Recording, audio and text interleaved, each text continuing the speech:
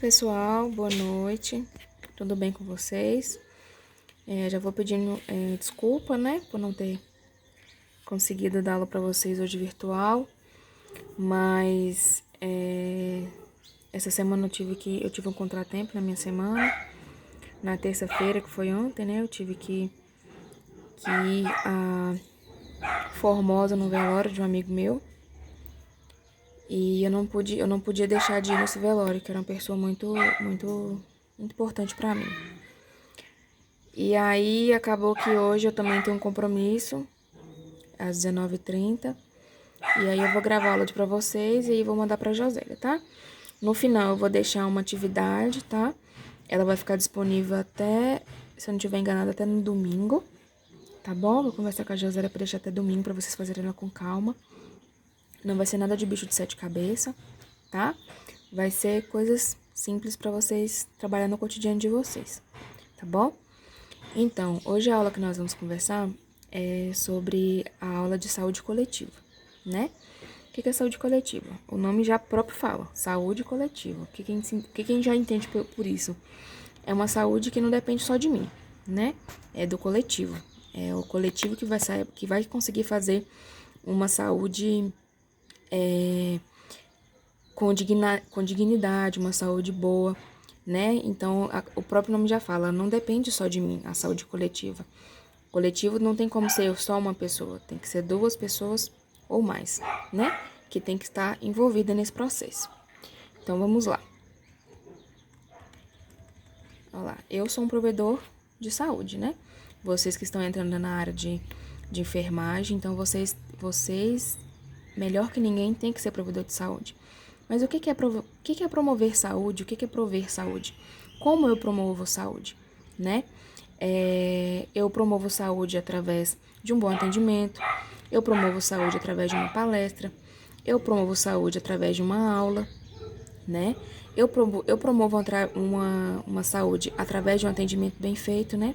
Um atendimento qualificado. E dentre outras formas, eu consigo promover saúde quando eu faço atividade física, quando eu vou tratar do meu psicológico, quando eu trato bem as pessoas, né? Então, a questão de saúde coletiva, ela engloba muitas coisas, né? Então, vamos lá, o conceito aqui. O que é saúde coletiva? É a ciência e a arte de prevenir doenças, né?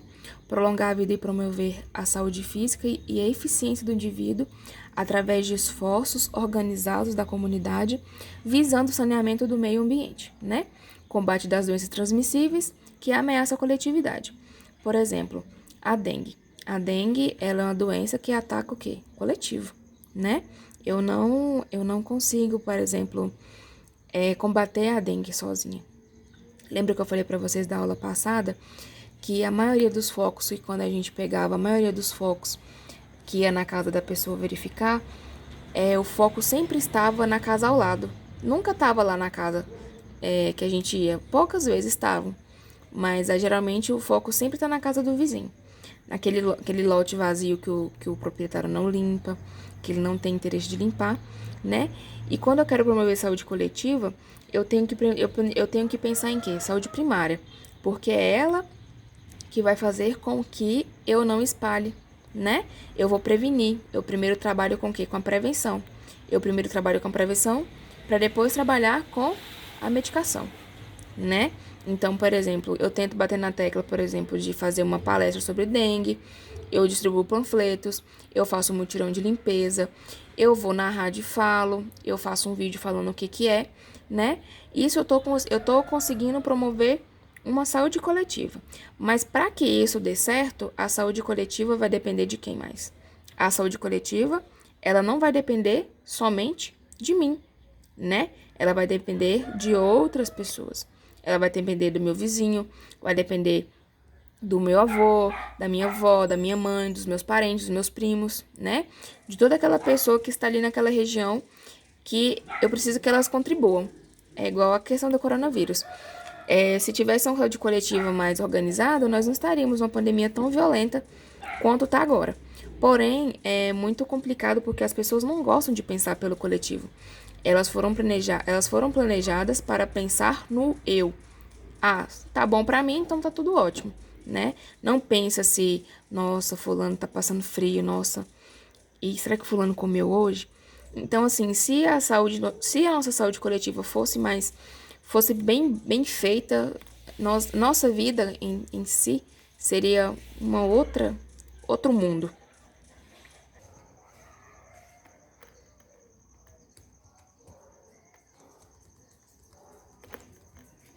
Quando surgiu a saúde coletiva, né? A saúde coletiva, ela surgiu na década de 70, né?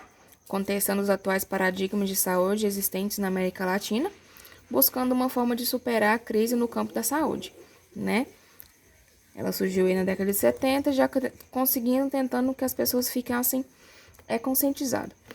E para fazer uma saúde coletiva, eles pensaram na onde? No Sistema Único de Saúde, né? Que é o nosso SUS. O SUS, ele nada mais é que uma das melhores formas de saúde coletiva, né? Porque é através do SUS que nós encontramos diversos tratamentos, medicações, né?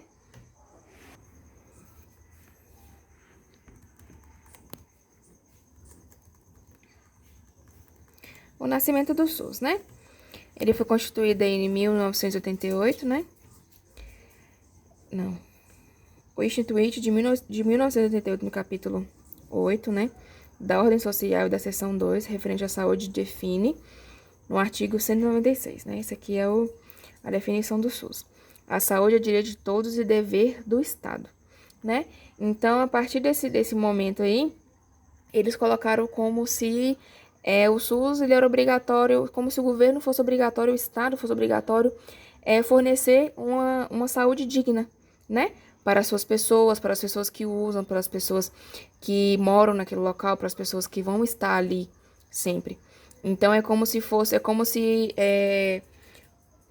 uma rede, né? Que o governo fornece, medicação, tudo. E o SUS, ele no papel, ele é um sistema maravilhoso. É o sistema que te assiste desde quando você está grávida até desde quando você nasce até desde quando você morre. O problema é que por ser um local onde gira muito dinheiro, onde gira muita grana, então é um meio que tem uma corrupção muito grande, né? Então, assim, já teve governante que já desviou verba, todos os dias nós vemos aí que foi desviado milhões de reais desses ministros, governadores, e aí acaba que vai defasando aonde? No SUS. Por quê? Porque ele não tem uma alta fiscalização, né? Não tem uma, uma, digamos assim, não tem quem fiscaliza assim, por exemplo, né? Tem algumas vezes por outra, mas ele não é fiscalizado como deveria, né? Garantindo assim, né, mediante políticas sociais e econômicas que visem a redução do risco de doença e de outros agravos e ao acesso universal e igualitário, né? As ações e serviços para promoção, proteção e recuperação. Então, o SUS, ele é um programa que ele não tem que fazer distinção de cor, né, nem de raça, do preto, branco, amarelo ao pardo, eu tenho que atender da mesma forma, né? Porque ele visa o atendimento de forma igualitária, né? Eu não tenho que priorizar Dona Maria porque ela é rica, não. Do SUS não existe rico, não existe pobre, não existe preto, não existe azul. Porém, não é assim que funciona, né? Nunca vai ser assim. Tem pessoas que já tratam algumas outras pessoas por ser quem é e outras não faz diferença. Para mim, quando eu vou atender o paciente, eu tento não desfazer dos pacientes nesse quesito, nem nenhum outro, porque eu sempre lembro de como eu queria ser tratada se eu estivesse ali. Então, é essa fisionomia, filosofia que eu sempre tento levar, né? Como que eu queria que eu fosse tratado, né? E o princípio do SUS, ele tem 3 princípios, né? Então, são os principais doutrina dele, né? É universalidade, equidade e integralidade. Que eu acabei de falar um pouco pra vocês. Nossa, eu dando essa aula aqui, eu tô lembrando a minha professora falando com a gente lá no quadro. Isso aqui cai em concurso igual água. Igual água. Porque as pessoas confundem muito. Então, a universalidade, ela já vem de quê? De universal, né? Que eu posso usar o SUS onde eu tiver. Eu posso morar aqui em Arinhos, se eu quiser usar o SUS lá de Paracatu, de Unai, de Belo Horizonte, Chapada, Urucuia, onde eu quiser usar, eu posso. Entendeu? Não tem uma limitação. Não, você não vai usar aqui porque você é de outro local. Não. O SUS, ele é universal.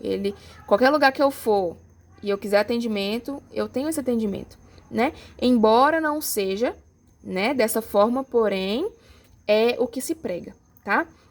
O acesso às ações e serviços deve ser garantido a todas as pessoas, independente de quê? De sexo, né? Acabei de falar para vocês, raça, de renda, ocupação ou outras características sociais ou pessoais. Eu não falei para vocês, eu não devo prevalecer, eu não devo dar prioridade pro seu José, porque o seu José é rico e o do Eduardo é pobre. Não, eu tenho que tratar os dois da mesma forma, né?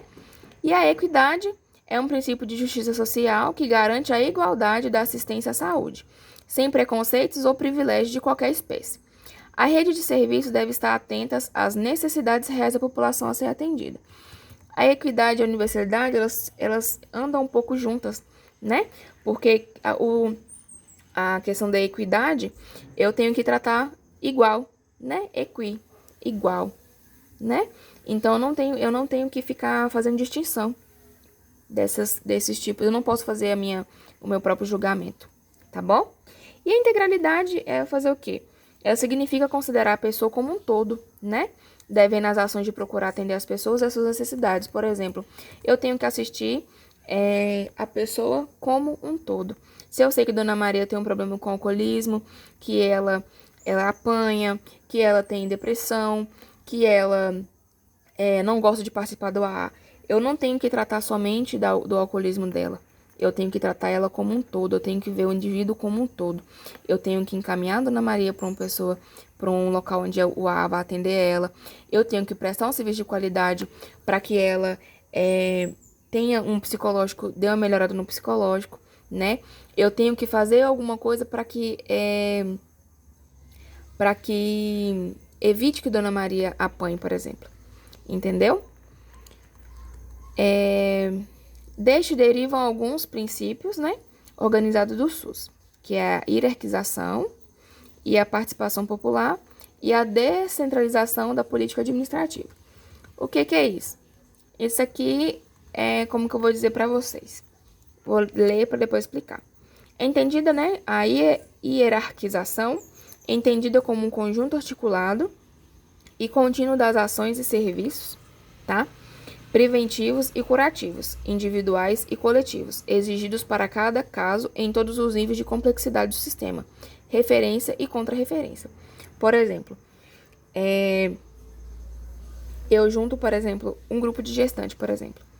Elas têm o quê? Elas têm um atendimento tanto individual quanto coletivo. Uma vez por mês a gente faz uma reunião com a gestante para organizar, né, para ajudá-las, para conversar sobre a amamentação, sobre o parto, sobre a vacina, sobre como ter uma alimentação saudável, como se portar, né, durante a gestação. E aí, então, eu tenho que atender ela nesses quesitos, na prevenção, né, se caso precisar fazer fazer medidas curativas, né, eu vou ter que organizar. A participação popular, ou seja, a democratização dos processos decisórios consolidados na participação dos usuários do serviço de saúde, nos chamados conselhos municipais de saúde, né? Que a cada 2 anos sempre tem que ter um conselho para decidir o que vai ser feito na saúde daquele município durante um período de tempo, tá? E a descentralização política administrativa, né?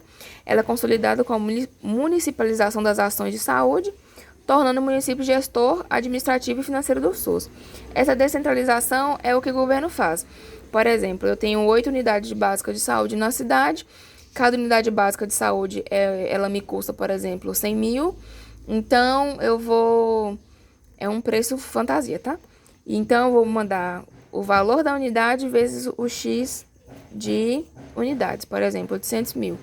Então, eu vou ter 800 mil todo mês para pagar os meus funcionários, para pagar médico, para pagar enfermeiro, para pagar técnico, para pagar quem trabalha nos PSS, para fazer ações para aquela comunidade, né? Então, assim, o governo manda o dinheiro e cabe ao município organizar como ele vai gastar. Entendeu? Então, assim, a partir do momento que o governo ele manda o dinheiro para o município, ele não é mais responsável por essa distribuição.